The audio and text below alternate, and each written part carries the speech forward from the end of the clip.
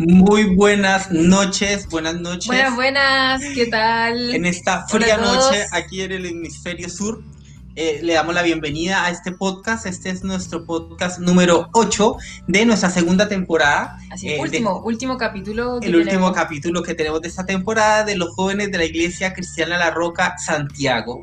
Hoy vamos a tocar un tema bastante interesante. Tenemos varias personas que nos van a colaborar. Y antes de cualquier cosa, usted vaya por favor y mándele a todo el mundo este podcast. Vamos a estar solamente 30 minutos a partir de ahora para no robarles tanto tiempo de esta noche. Mañana todos tenemos que madrugar. Aquí en Santiago es feriado, en Chile es feriado, es un día festivo. Así que todos tenemos que trabajar mañana. Envíenle todos porque de verdad a todos les va a encantar el tema porque es muy interesante lo que vamos a poder hablar esta noche. Y para dar inicio queremos darle la bienvenida a el Javi que está ahí detrás de cámaras.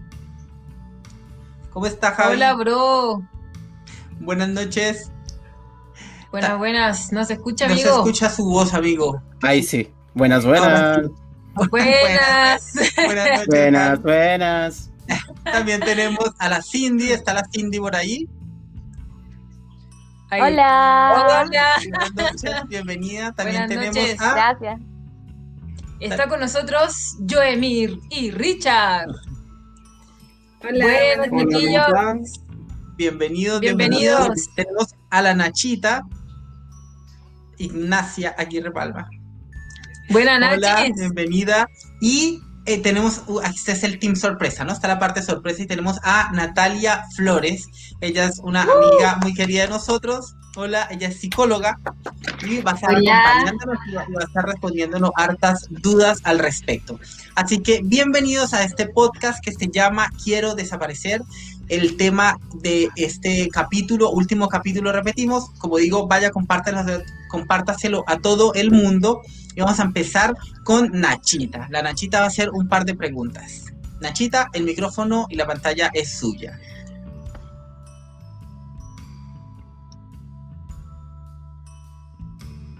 No te escucho, Nachita.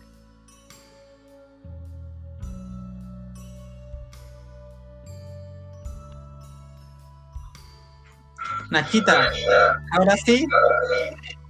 Ahora sí. No se escucha. No se escucha. No. Ya, ahora sí. Ahora sí. Ya.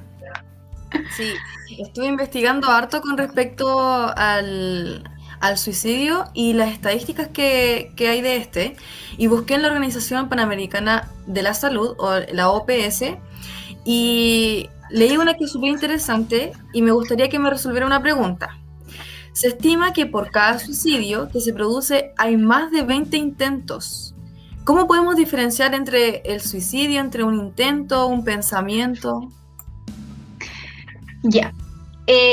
Sí, las estadísticas de suicidio son bien altas, sobre todo en adolescentes y jóvenes. Bueno, podemos diferenciar entre, primero, una idea o ideación suicida, y luego de eso podemos diferenciar entre un intento de suicidio. Ya, en las ideaciones suicidas podemos identificar alguna ideación suicida no con el objetivo de suicidarse, o sea, no con intención. ¿Ya? Esta ideación es solamente una desesperanza que tiene la persona por quizás algún hecho ocurrido, pero que la persona es consciente y se dice a sí misma: yo no sería capaz de suicidar. Pero sí vemos en ella la desesperanza. Luego está, ¿cierto?, esta ideación suicida sin planificación, pero sí con la intención de suicidarse. O sea, tengo esta desesperanza, sin embargo, no tengo ningún plan de cómo suicidarme, pero yo sí quizás lo haría en algún momento, ¿ya? Y está la ideación suicida, que está con una planificación del suicidio. Yo me suicidaría de tal manera y yo sí sería capaz de suicidarme. O yo me suicidaría en tal manera, quizás después de esta fecha, y en esa vienen siendo como las partes de la ideación suicida. Y también están los intentos de suicidio, que son los intentos de suicidio real, que la persona intentó suicidarse, sin embargo, sucedió algo que y que realmente no fue un suicidio consumado, ¿sí? Puede ser que tomó algún medicamento y esa persona no logró suicidarse y está internada, ¿cierto? Por ejemplo, en la UCI por los medicamentos que ingirió. Está el suicidio abortado, que esa persona se quería suicidar, tenía la intención de suicidarse, pero sin embargo algo pasó en el momento que decidió no hacerlo. Y está el suicidio, ¿cierto?, interrumpido, que es que la persona estaba con esta planificación de suicidarse en el acto, ¿cierto?, de suicidarse, y algo pasó que no lo logró. Alguien lo interrumpió, alguien supo, alguien de su familia fue y no pudo, ¿cierto?, llevar a cabo esta idea. Y luego de eso ya está el suicidio consumado. Uh-huh. Son varios, como que uno quizás siempre escucha o habla de solamente el suicidio, que sería como en realidad el último, Claro. el último factor o paso dentro de lo que puede estar viviendo la persona. Otra de las estadísticas que salían, de las que leí, decía que el intento de suicidio previo sigue siendo el factor de riesgo más importante para el suicidio. ¿Cuáles son estos factores? Bueno, porque una persona que quizás se intentó suicidarse, ¿cierto?, si no recibe el acompañamiento necesario, lo más probable es que intente nuevamente suicidarse, ¿ya? Y también hay factores que llevan a una persona a tomar una decisión así, que puede ser factores ambientales, que sucedió alguna situación, factores individuales de la persona, que puede ser alguna enfermedad, ¿cierto?, o algún trastorno psiquiátrico, alguna enfermedad de salud mental, como la depresión, por ejemplo. Entonces, eso es como un factor individual de la persona. La desesperanza por algún hecho ocurrido. Existen también factores familiares, que puede ser alguna situación conflictiva dentro de la familia que gatilló esto, pero lo importante entender acá es que el suicidio no es solo un factor, sino que es multifactorial, ¿ya? No solamente va a ser eso el que gatilla, puede ser situaciones que llevan a que esa desesperanza aumente y ¿cierto?, y esa persona tome la decisión de suicidarse. Una persona puede ser por una situación económica, pero otra puede ser por otra situación. Entonces, depende de la persona. Claro. Y otras cifras, como tú decías al principio, que han aumentado. Leía que el suicidio es la tercera causa de muerte entre los jóvenes de 20 a 24 años en la región de las Américas, y el suicidio es la segunda causa principal de muerte entre los jóvenes de 15 a 29 años en todo el mundo, y aproximadamente 4 veces más frecuentes en los hombres. O sea, el hombre es más frecuente, y estas cifras nos demuestran que el suicidio está dentro de los 3 primeros lugares de la mortalidad. Entonces, ¿qué se ha hecho como para poder disminuir estas cifras? ¿Qué se ha implementado? ¿Algún sistema de educación o del cuidado de la salud mental? Bueno, en el MinSal, ¿cierto?, en el 2019 justamente hablaron de estas cifras, que eran alrededor de 1.800 suicidios al año en Chile, y de los suicidios, cada 5 hombres que se suicidaba una mujer. Entonces, claramente el factor del hombre es mucho mayor que el suicidio consumado del hombre es mucho mayor que el de la mujer. Y respecto a lo que se ha hecho, bueno, ahí se hizo un protocolo para todos los establecimientos educacionales que pudieran llevarlo a cabo para la prevención del suicidio, porque vemos acá que el suicidio va como entre los adolescentes y jóvenes la tasa mayor. Entonces se hizo, ¿cierto?, esta prevención. Y también hay líneas, claro, que están solamente enfocadas para la prevención del suicidio, que uno puede llamar si está en una situación así y necesita ayuda. Están esas líneas para que uno pueda ir y pedir ayuda. Qué buena. Me quedó la duda, ¿por qué se da más en los hombres Bueno, se da más en los hombres porque cuando los hombres hacen estos intentos de suicidio son mucho más severos que las mujeres. Entonces, muchos llegan a ser consumados, ¿cierto? Más los hombres que las mujeres porque esos son más severos. Y también porque los hombres tienden a no comunicar tanto sus emociones a diferencia de las mujeres. Por ende, la mujer al comunicar sus emociones va a recibir una ayuda, va a recibir la contención necesaria, va a poder acceder a un profesional. En cambio, el hombre, al no comunicar lo que le está pasando, lo más probable es que no acceda a ninguna de esas redes y termine con un suicidio consumado. Ajá. Y con respecto a los estigmas, sabemos que hay mucho estigma con muchas cosas, pero hay un estigma que rodea y persiste en quienes necesitan ayuda con frecuencia y la buscan, sintiéndose solo ante el riesgo. ¿Cuáles son los factores negativos del estigma al suicidio? ¿Como el entorno? ¿Influye la red de apoyo? Claramente la red de apoyo es algo esencial cuando hablamos de algún problema de salud mental, cuando hablamos de algún problema emocional. La red de apoyo es fundamental y necesaria para nosotros y es un factor protector. Pero sí existen unos estigmas negativos en cuanto a la salud mental, o sea, no, la salud mental es solo para las personas que están locas. Yo no tengo que tomar medicamentos porque es solamente para las personas que están locas. Pero la verdad es que no es así. Cuando uno necesita una ayuda, tiene que pedirla, porque no es para las personas locas, es para el que necesita ayuda. Si yo necesito, algún tratamiento para alguna enfermedad, si yo necesito insulina para la diabetes, tengo que ir al médico, ¿cierto? Para que me la recete y yo pueda ir mejorando. Es lo mismo con la salud mental. Si yo necesito de alguna ayuda, alguna herramienta de un profesional de salud mental, tengo que ir a hacerlo. No significa que uno esté loco, sino que de hecho significa que uno está siendo prevenido y está cuidando de sí mismo. Gracias por resolver mis dudas. Cuando estábamos separando esto nos dábamos cuenta lo poco enterados estamos del tema. Yo principalmente, en realidad, uno asume que sabe algo, pero en realidad no tenía ni idea de muchas cosas de las que estaban pasando, ni de cifras, ni de género, ni de nada. Así que gracias, Paloma, por esto que nos está ayudando. Para continuar el siguiente bloque de preguntas está Richard y Joemir, y ellos nos quieren preguntar sobre los mitos y las verdades alrededor del suicidio. Ahí están con ustedes. Bienvenidos, chiquillos. Gracias. Gracias. Sí, lo que pasa es que, como mencionaba Jayfer y la Nacha ahora, creo que es un tema bastante importante de hablar.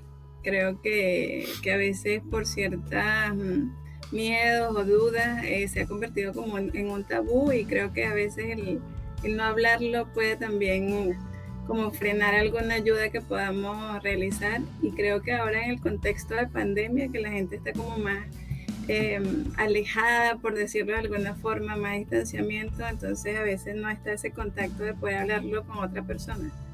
Entonces surgen como ciertos mitos, o a veces que tú dices, ¿será que es verdad? ¿Será que no es verdad?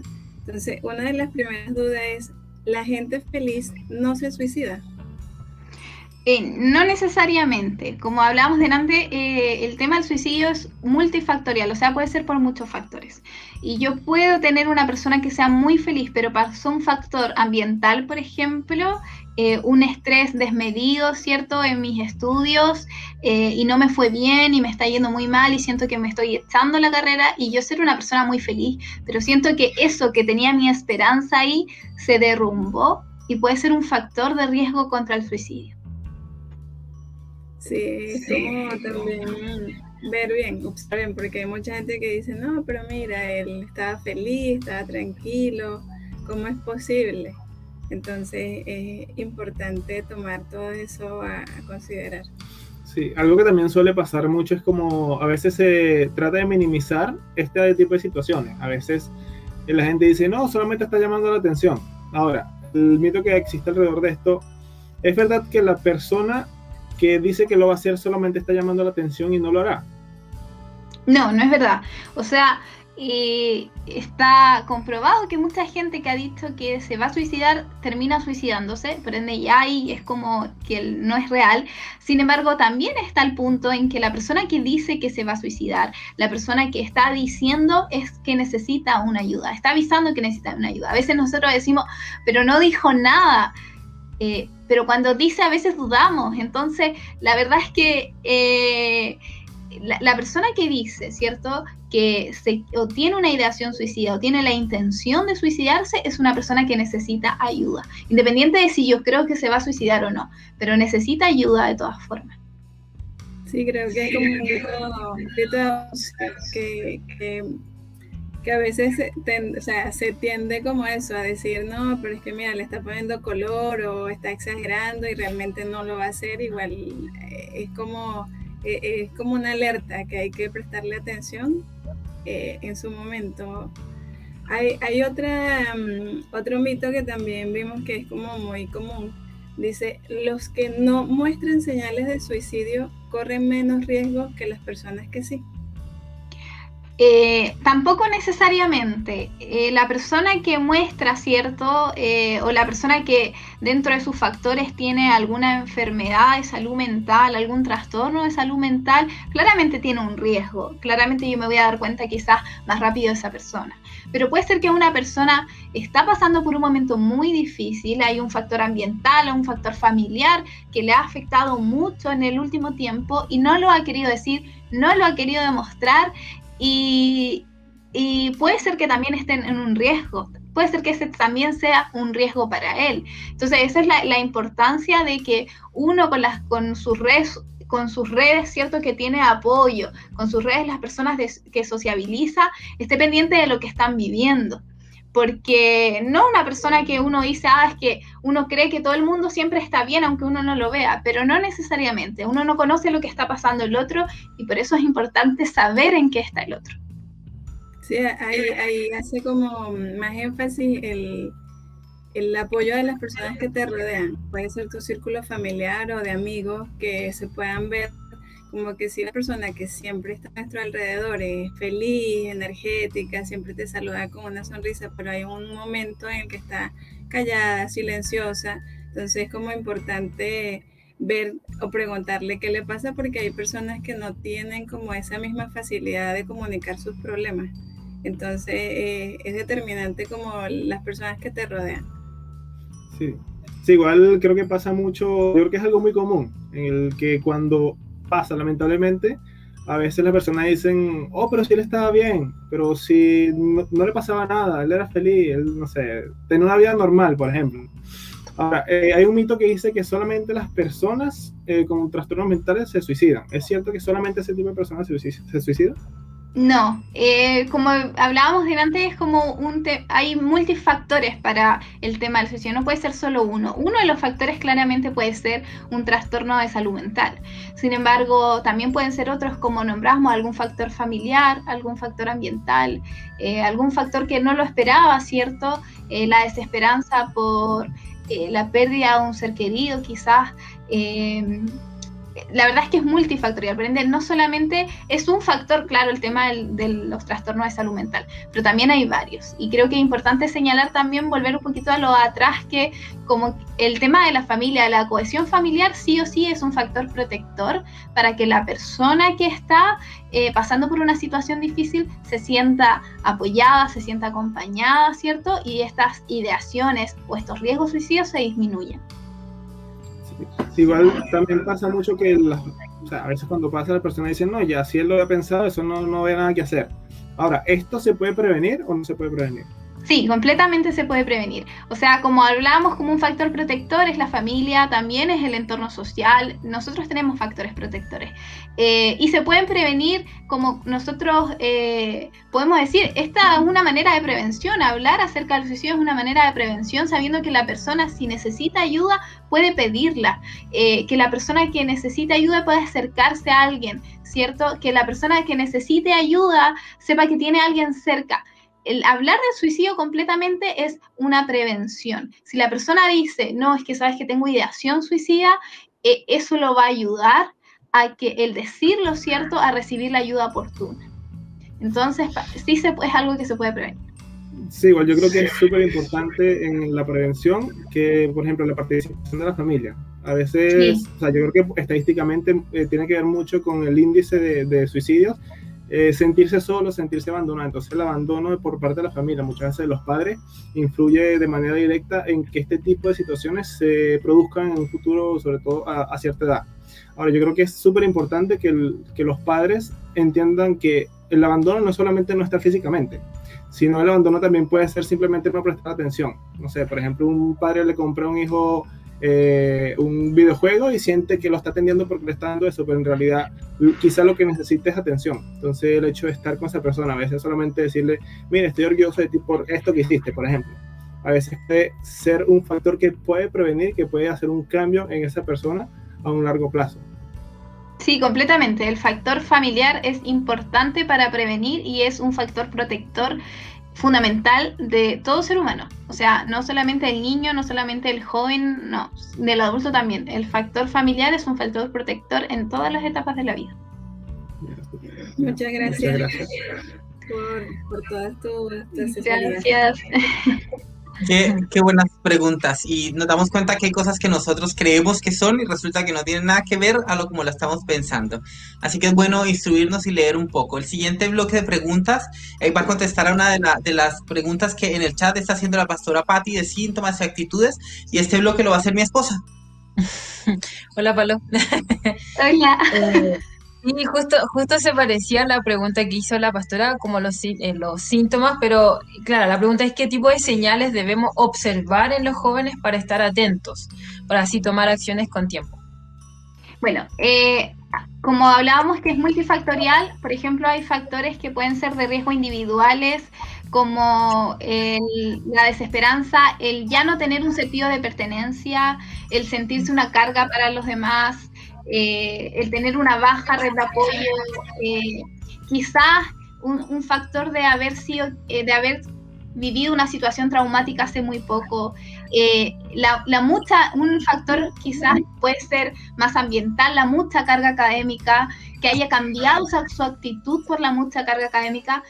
Un factor familiar puede ser algún contexto, ¿cierto?, que haya pasado alguna situación en su familia. Es multifactorial, pero lo importante que nosotros tenemos que estar atentos es cómo el joven, ¿cierto?, se va desenvolviendo, si vemos algún cambio brusco, si vemos que ya no se comunica tanto como antes, es muy importante en eso estar atentos. Sí, dentro de eso me surge igual otra pregunta, porque a veces uno da por entendido que sobre todo en la parte de los jóvenes universitarios como ya está estresado, está cansado por la mucha carga, y uno como que tiende a asumir.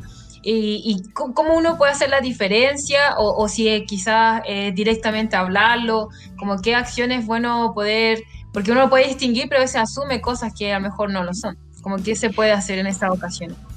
Bueno, es importante el conversar con esa persona. Nosotros a veces tenemos como el mito de que no es bueno preguntar acerca del suicidio. Sin embargo, a veces es necesario preguntar acerca del suicidio, y el preguntar acerca del suicidio no es algo malo. Claramente uno tiene que tener una forma de preguntar, que esa forma sea una forma delicada, no sea de golpe, ¿cierto? Pero si yo veo que el joven, por ejemplo, si no soy de su familia, pero sí soy de su entorno social, y veo que está muy estresado, está con muchas cosas, preguntarle cómo está, ahondar en eso.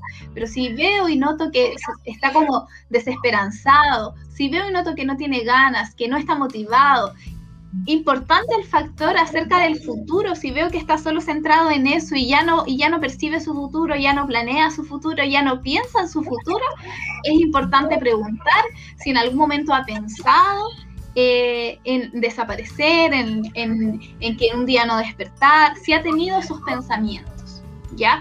Si la respuesta es sí, realmente hay que preguntar directamente si ha tenido alguna idea de suicidarse, ¿sí? Eso se pregunta, si la persona está en ese momento, a ese nivel de desesperanza, la pregunta directa ahí viene, ¿cierto?, de que si ha tenido o no ha tenido alguna idea, ¿cierto?, suicida.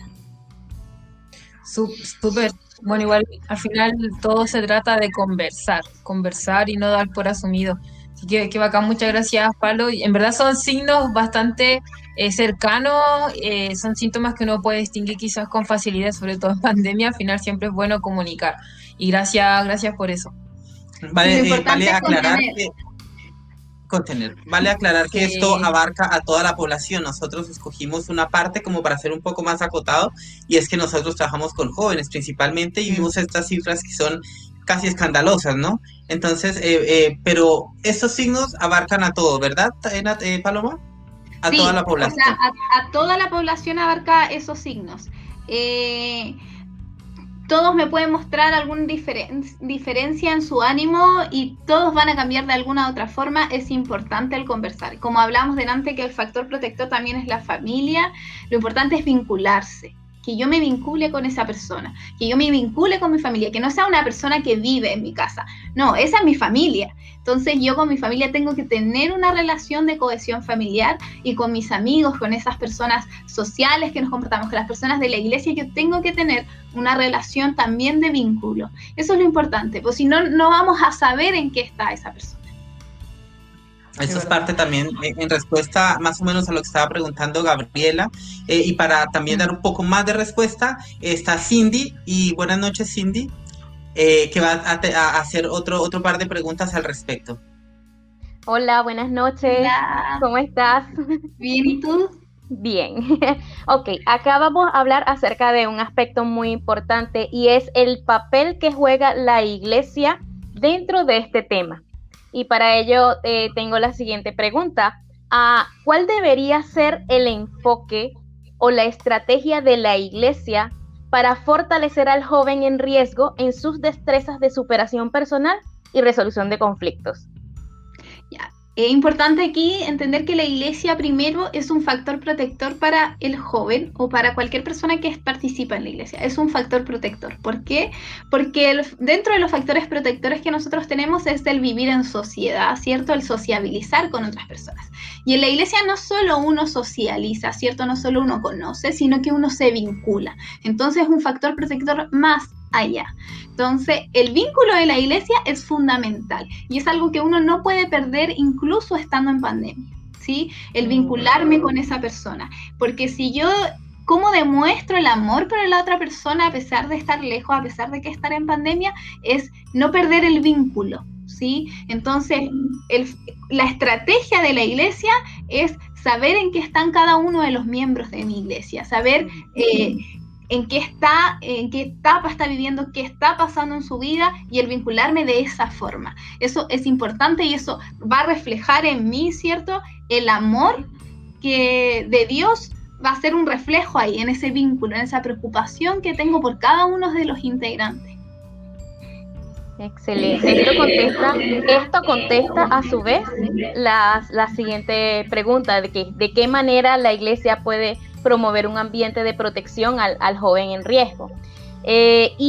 Más allá de eso, y tomando en cuenta lo que estás mencionando, ¿crees que es necesario capacitar o educar a los miembros de la iglesia para que sepan cómo lidiar con este tipo de situaciones en jóvenes, tomando en cuenta que estamos hablando específicamente de joven, pero ocupa toda la población en general?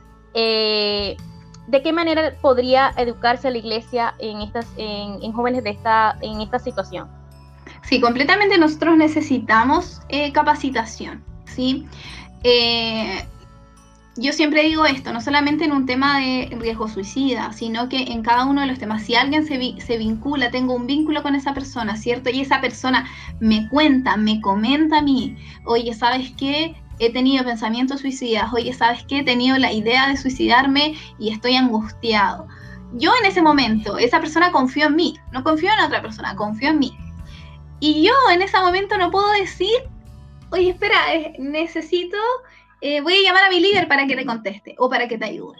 No, claramente nosotros estamos sometidos a un liderazgo y todo, pero importante es darle una respuesta a esa persona, porque esa persona me dijo algo a mí importante. Entonces yo tengo que darle una respuesta de amor solamente, una respuesta de que, ¿sabes qué?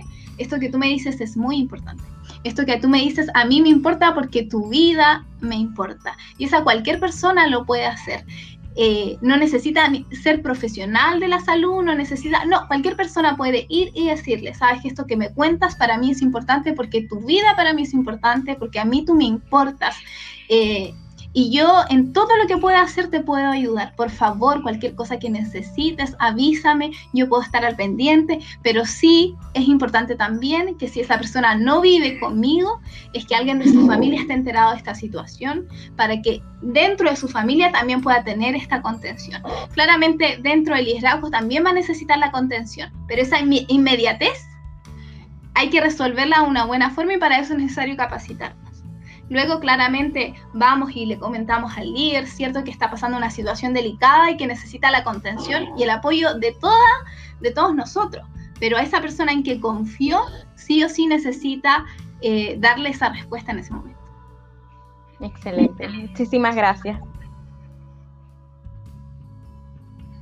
Vamos a terminar el podcast con un par de preguntas, Palomita, una que va bastante relacionada a la última que hizo Cindy, y es que hay personas que necesitan ayuda, pero se niegan a recibirla. ¿Qué se puede hacer en ese caso cuando están cerrados, cuando no quieren recibir ayuda? Esa pregunta la hace Daniel Jaraquemada. Ya, lo importante es primero que la persona siempre se sienta contenida. Quizás esa persona no quiera recibir ayuda, que tiene que ver quizás con lo mismo que hablamos al principio del estigma en salud mental. Quizás esa persona no quiera recibir ayuda en salud mental, ¿sí? Si no quiere recibir ayuda en salud mental, sí o sí nosotros podemos brindarle una ayuda, sí o sí nosotros podemos brindarle contención en ese momento difícil. No es que tú no quieres recibir ayuda y yo te dejo solo, no. Lo contengo, lo ayudo e intento, ¿cierto?, conversar, intento persuadirlo de que quizás la mejor idea y la mejor opción es que pueda recibir una ayuda y que le entregue más herramientas específicas para su necesidad. Pero si esa persona se niega, lo importante es que siempre reciba la contención. Lo importante es que las personas que están a su alrededor siempre estén presentes, estén atentas, sepan si es una ideación suicida o es un intento de suicidio, porque también eso se califica diferente. Quizás un intento de suicidio necesariamente va a necesitar que esa persona necesite una ayuda profesional y tenga quizás algún tipo de internación si ese fue un intento de suicidio. Pero en el caso si son ideaciones y no quiere, hay que ayudarlo en ese proceso y contenerlo, no dejarlo solo. Muchas gracias. Y la última la hace Yasmira Gutiérrez y dice que hay personas que buscan ayuda, los envían al psiquiatra, los envían al psicólogo y que los medican, pero muchas veces esos medicamentos lo que hacen es causar más ansiedad. ¿Qué puede decir al respecto? Es una pregunta un poco a quemarropa ahí. Sí, claramente todo medicamento que a mí me dan va a tener un efecto secundario. Y a veces el efecto secundario es cierto que me genere mayor ansiedad, ¿ya? Lo importante es que si a mí me están recetando y estoy en psiquiatra y me están recetando alguna medicación, yo sepa, ¿cierto? Y sea responsable de mi salud y me lo tome, ¿cierto? Y cuando me toque la hora con mi médico, el comentarle, ¿sabes qué? Siento que no me está haciendo bien porque me está generando más ansiedad. Entonces, yo puedo ir viendo, según lo que me va diciendo el experto, cómo puedo ir, ¿cierto? Con mi medicamento ayudando. Ahora, la persona que tiene un trastorno en la salud mental, la persona que tiene un trastorno emocional, lo primero que siempre va a necesitar son que los factores protectores de ellos estén presentes. O sea, su familia, su entorno social, ¿cierto? Eso es lo primero y lo más fundamental que va a necesitar siempre. Y lo importante es no abandonar el tratamiento, que también es eso otro punto importante. Es como la persona que tiene una enfermedad crónica, ¿no? Tiene que estarse tomando constantemente y estarse controlando, porque al final sigue siendo una enfermedad, solo que es de la mente más allá que del cuerpo. Hemos aprendido muchas cosas, Paloma, hoy. Natalia Paloma, yo siempre le digo Paloma, pero es Natalia Paloma. Hay un comentario, yo lo quiero leer, que dice: gran tema, importante, gracias por compartirlo, qué lindo psicólogo, atentamente Andrea Quiroga. La mamá de Paloma La mamá de Paloma también está viendo, así que le mandamos un saludo a la familia. Gracias por estar atentos. Mira, es un tema muy interesante. Reitero, muchísimas gracias porque de verdad que hay cosas que nos aclaran un poco, que nos ayudan a ayudar, que también es importante y esclarecer muchas dudas que teníamos, ¿no? Natalia hace parte de la iglesia de las Asambleas de Dios de Quilpué, allá en Los Carrera, en Quilpué. Así que, ¿cuál es su Instagram? Ahí para que también la puedan contactar en caso de que alguien quiera contactarse con usted. Tengo un Instagram de psicóloga que es psi.nataliaflores. psi.nataliaflores. Bueno, ahí cualquier cosa lo podemos también escribir en el mismo, YouTube. sí. Y bueno, para cerrar esto, se nos pasó el tiempo volando, van 35 minutos, de verdad fue bastante rápido. Así que gracias por este macro que nos da. Igual vamos a poder hablar un poco más de esto en nuestro grupo con los jóvenes el sábado. Están cordialmente invitados y cualquier cosa, escríbanos a cualquiera de nosotros, a cualquier Instagram, a cualquier red social, cuando tengan algún tipo de problema o piensen que pueden necesitar ayuda para ayudar o ayuda para ustedes mismos. No están solos. A las personas que se sientan, siempre pensamos y nos ahogamos en un vaso de agua en nuestros problemas y resulta que pueden ser un poco más sencillos de lo que nosotros los vemos. Siempre nuestros problemas son terriblemente grandes. Nosotros somos el que estamos en el peor taco, nosotros somos el que nos toca, no sé, la peor enfermedad, la peor crisis, y resulta que podemos tener ayuda, ¿no? Desde nuestra perspectiva y no adquirir un poco más de herramientas. Sí, igual lo que decía Paloma, el tema de formar vínculos, fortalecer esas relaciones. Nosotros igual como iglesia, y pasamos también el dato general, trabajamos justamente con grupos pequeños porque queremos trabajar esos vínculos que sabemos que son necesarios y más ahora en tiempo en donde este periodo de pandemia ha sido tan complejo y que mejor pasarlo y vivirlo juntos. Y por eso hacemos también los grupos pequeños como jóvenes y la invitación es a conversar, a poder decir cómo estamos realmente. A que se unan. Y quiero cerrar con este versículo que el Javi ahí detrás de cámara lo va a poner y es Hebreos 6:19.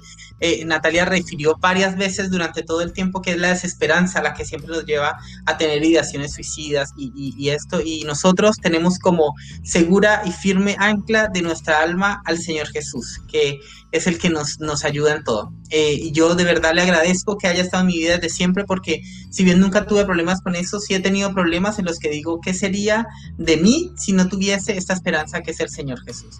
Así que los invito a todos a que tengamos una mejor relación con Él, los invito a todos a que se unan a nuestras redes sociales, a que se junten con nosotros en nuestros grupos pequeños, y a que sigan a Paloma en psi.nataliaflores. Muchísimas gracias. Nos vemos el sábado a las 19:30 horas para seguir hablando de estos temas. Muchas gracias. Ahí están todos los chiquillos para que se despidan. Muchas gracias, Javi. Conéctense todos. Vamos. Nos vemos, chiquillos. Chao. Muchas gracias.